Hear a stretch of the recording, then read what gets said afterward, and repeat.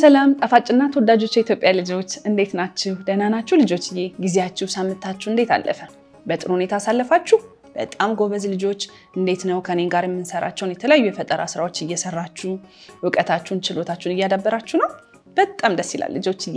እኔም ደግሞ ለእናንተ የሚሆኑ እናንተን በደንብ አድርገው የሚያስደስቱ የሚያዝናኑ የሚያሳትፉ ስራዎችን ይዤላችሁ እየመጣሁ ነው።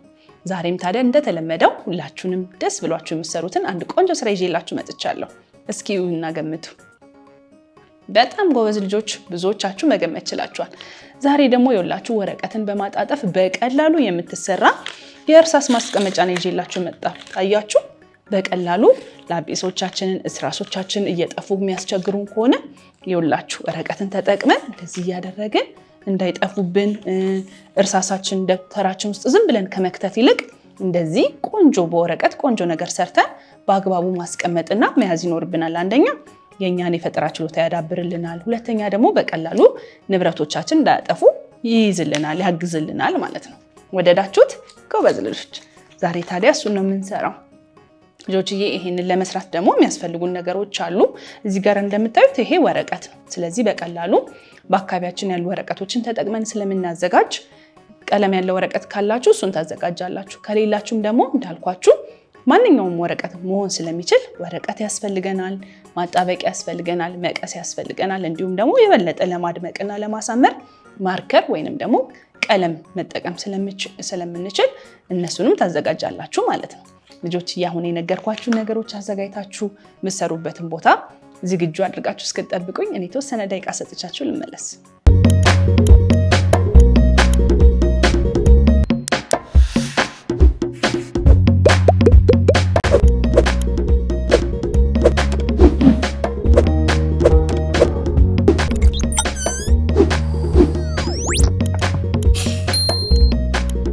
እሺ ልጆችዬ ተመልሻለሁ።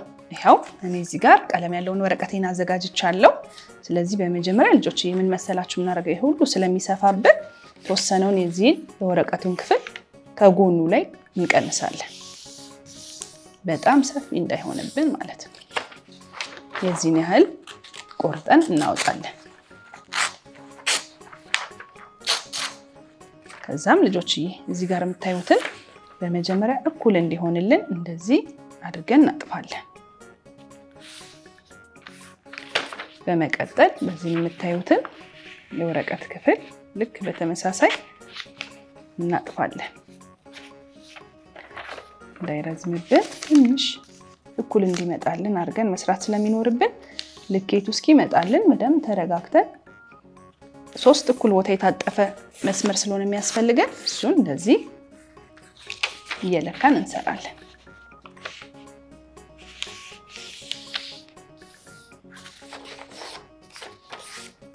አሁን እኩል የሆነ ይመስለኛል ልጆችዬ። እናንተም እንዳልኳችሁ ስታሰምሩ በጣም ጥንቃቄ ወስዳችሁ ማስመር ይኖርባችኋል። አሁን የምታዩትን 1 2 3 ተመሳሳይ ክፍሎችን አግኝተናል አይደለ? በመቀጠል ልጆችዬ እንደዚህ እናደርግና አንዱን ወረቀት ክፍል እንደዚህ እናጥፈዋለን። በተቃራኒው ሁለተኛውን የወረቀት ክፍል ወደ ውስጥ እንደዚህ እናጥፈዋለን።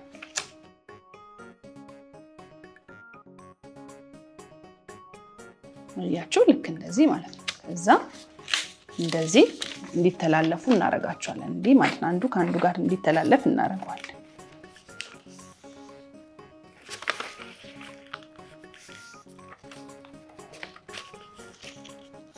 እንዳልኳችሁ ሲታጠፍ በጣም ጥንቃቄ ይፈልጋል። ስለዚህ በጥንቃቄ እንዲህ አድርገን እናጥብና እንጨርሳለን። በመቀጠል ልጆች እዚህ ጋር ያለው ጫፉ እቃውን እንዲይዝልን እንዲመች እንደዚህ ወደኋላ ወደፊት ሳይሆን ወደኋላ አጠፍ እናደርግና በማጣበቂያው እንደዚህ አድርገን ሁለቱንም ከውስጥም ከውጭም ማጣበቂያ በደንብ ቀብተን እናጣብቀዋለን።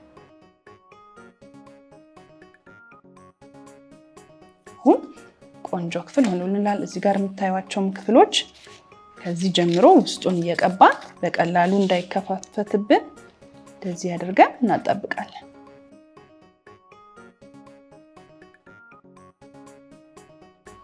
ይሄው አሁን ዋናውን ክፍል ማዘጋጀት ችለናል፣ ጨርሰናል ማለት ነው። በመቀጠል ደግሞ ልጆች እዚህ ጋር በደንብ ያላዘ ከሆነ እንዳልኳችሁ በደንብ አድርገን እንዲይዝልን በጥንቃቄ ምን ጎደለው እያየን ማስተካከል ይኖርብናል።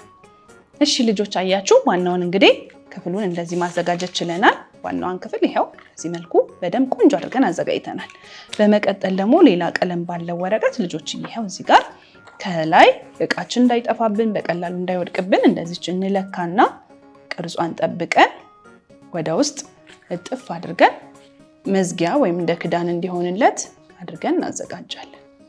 መጀመሪያ ከኋላውን ቀባውና ቀጥ ብለን ወስደን የምንፈልገው ወረቀት ላይ እንደዚህ አድርገን እንለጥፋለን። አያችሁ፣ ከዛ በመቀሳችን ቅርጹን ጠብቀን እንደምንፈልገው አድርገን ደግሞ እናዘጋጀዋለን።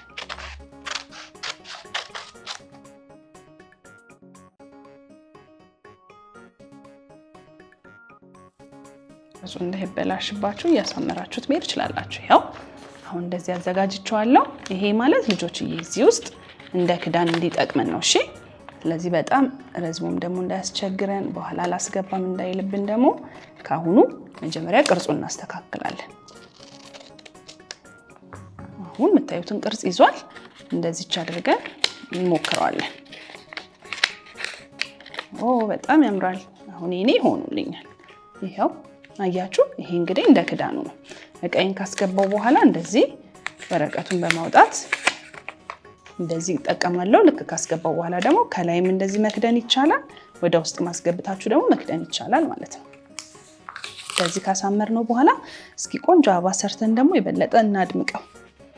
እዚህ ጋርም አበቦች ስላሉኝ እነሱ መጠቀም እችላለሁ። ለምሳሌ እቺን ቢጫ አበባ እስኪ ልውሰድና ልለጥፍለት። እናንተም ደግሞ እንዳልኳችሁ አበባም ትችላላችሁ፣ ወይም ደግሞ የፈለጋችሁትን ነገር በደንብ የሚያሳምርላችሁን ነገር መጠቀም ትችላላችሁ። ጽሑፍን መጻፍ ትችላላችሁ። ቆንጆ አድርጋችሁ የምትፈልጉትን ነገር ማድረግ ትችላላችሁ። ያው እኔ እዚህ ጋር አድርጌያለሁ። እስኪ በማርከር ደግሞ የበለጠ ላሳምረው።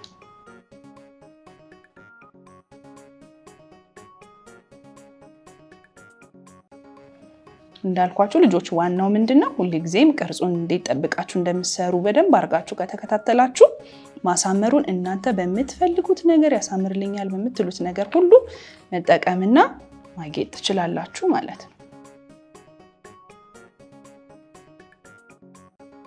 አያችሁ፣ አሁን በዚች አድርጌ በደንብ አድርጌ አሳምሬያታለሁ።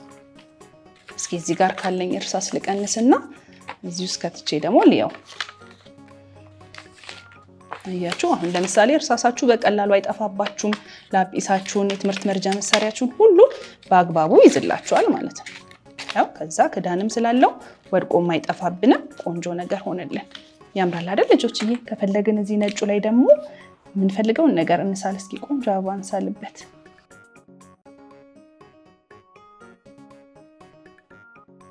አያችሁ፣ ክዳኗም ደግሞ የበለጠ እንደዚህ አድርገን ማሳመርና ማስዋብ እንችላለን።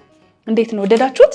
ይሄው በቀላሉ ለምሳሌ ልክ እንደዚህ ካረጋችሁ በኋላ ቦርሳችሁ ውስጥ ይሄን ክትት አድርጋችሁ ትምህርት ቤታችሁ በምትፈልጉ ሰዓት እቃችሁን አውጥታችሁ መጠቀም ትችላላችሁ ማለት ነው። ስለዚህ በቀላሉ እጃችን ላይ ባሉ ነገሮች በመጠቀም በስጦታ መልክ መስጠት እንችላለን። በጣም ብዙ ጥቅሞች አሉት ማለት ነው። እንዴት ነው ወደዳችሁት? የዛሬው ደግሞ ለሁላችንም የሚጠቅም ቆንጆ ነገር ነው አይደል? ጎበዝ ልጆች፣ እንግዲህ እናንተም በየቤታችሁ እየሰራችሁ ተጠቀሙበት። እሺ ጎበዝ ልጆች፣ ሁሌም እንደምላችሁ ልጆችዬ ደጋግማችሁ በሰራችሁ ቁጥር የበለጠ እውቀታችሁን ታሰፋላችሁ፣ ችሎታችሁን ታዳብራላችሁ። ስለዚህ ሳትሰለችሁ ደጋግማችሁ በመስራት ሞክሩ። እሺ ልጆችዬ፣ በሚቀጥለውም ሳምንት ስንገናኝ ልክ እንደዚሁ ሁላችሁም የምትወዱትን የምትሳተፉበትን ቆንጆ ስራ ይዤላችሁ እመጣለሁ። እስከዛው ግን ራሳችሁን ጠብቁ፣ ትምህርታችሁንም በአግባቡ ተከታተሉ። በጣም ነው የምወዳችሁ፣ በጣም ነው የምናፍቃችሁ። ቻው ቻው ኢትዮጵያ ልጆች።